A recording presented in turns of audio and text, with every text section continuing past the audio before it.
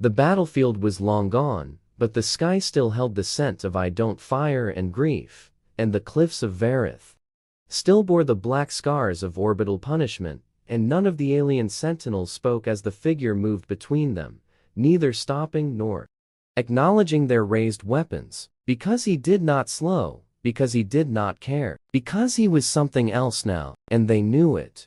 The human soldier wore no insignia, no armor, no helmet, only a long coat torn by time, and an expression that did not belong to the living or the dead. And when he stepped before the gates of the citadel of Crownlass, they opened without a sound, without challenge, without logic, and the guards, who should have spoken, simply lowered their eyes.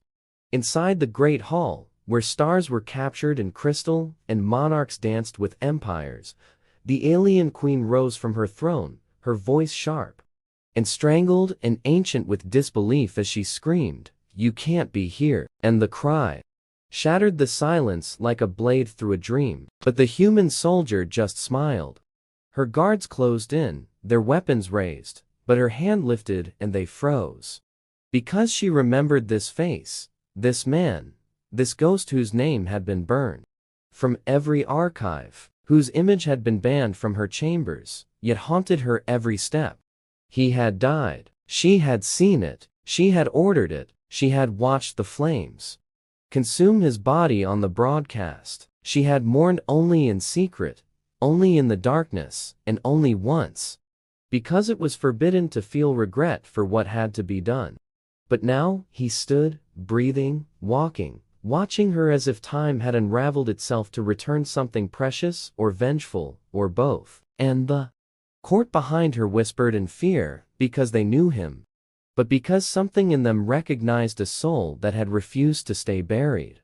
The queen descended her steps, her voice quieter now, not a scream, but a prayer or a curse, and she said, "You were ash, you were gone," and he said, "No, I was forgotten, not gone." And his voice made the stars in the ceiling dim, as if the heavens bowed to truth.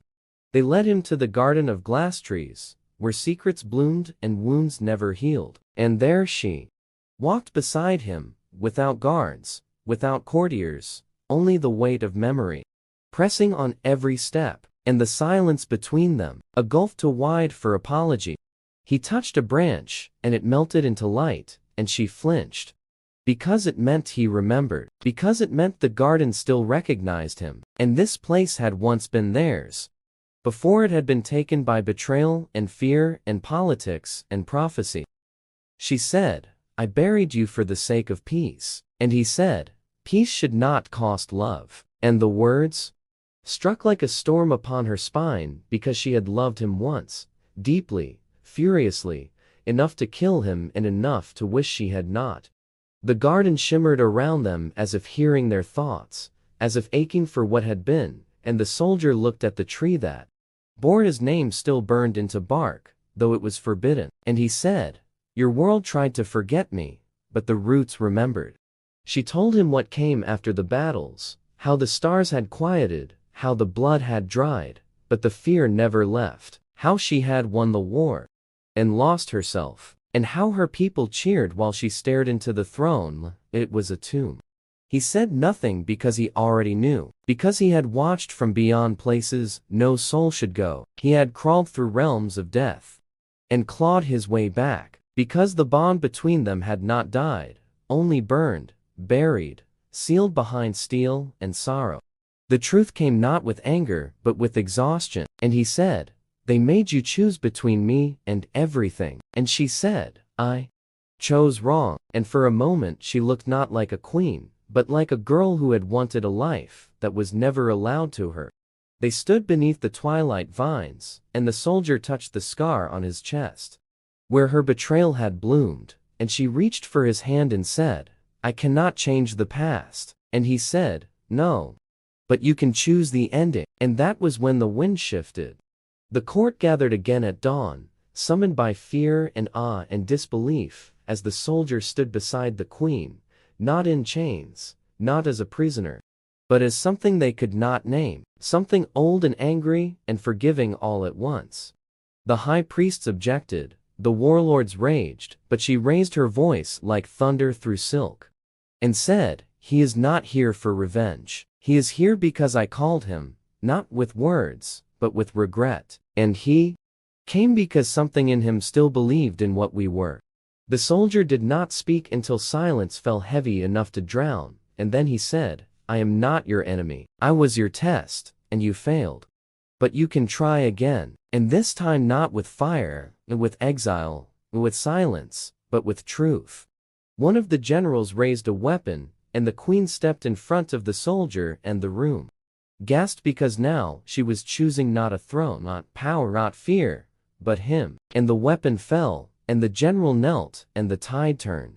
She led him back to the throne, but this time she did not sit alone. She stood and held out her hand, and he took it, and they sat side by side. And it was not a return to power, but a redefinition, rebirth. And the people watched and wept and wondered.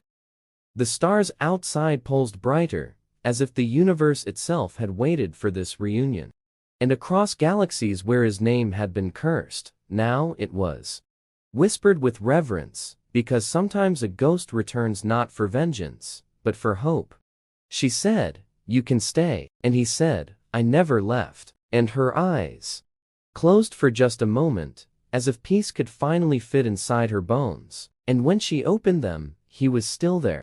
And this time when she said, "You can't be here," it was with laughter and love.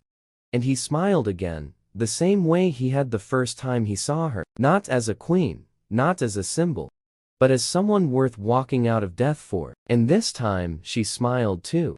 And nothing dared to stop them again. Not the past, not the stars, not even time itself.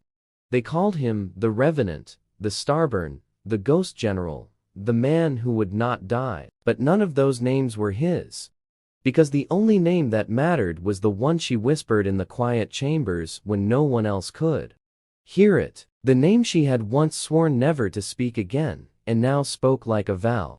He walked the halls, not as a conqueror, but as a memory made real, and the soldiers who passed him did not salute, they bowed, because they knew no medal, no title could capture what he had done, what he had endured, what he had become. She rebuilt the archives herself, piece by piece, line by line, unburning the records of his life, his command, his fall. And in doing so, she rewrote not just history, but herself, because every lie she undid was a weight lifted from her chest, and every truth restored was a wound that finally closed.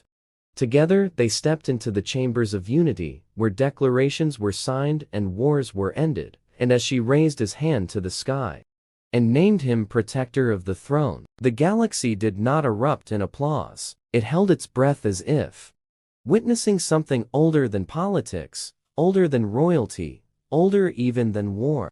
And when he looked at her, as the stars blazed through the vaulted glass like the eyes of old gods, he did not see a queen or an enemy or a ghost of what might have been. He saw only the girl who once brought him tea beneath a war-torn moon, and laughed when no one else would, and cried when no one else dared, and chose him once more, even when it meant everything might burn again. And he smiled, and the stars smiled back, and the galaxy moved on, but never forgot.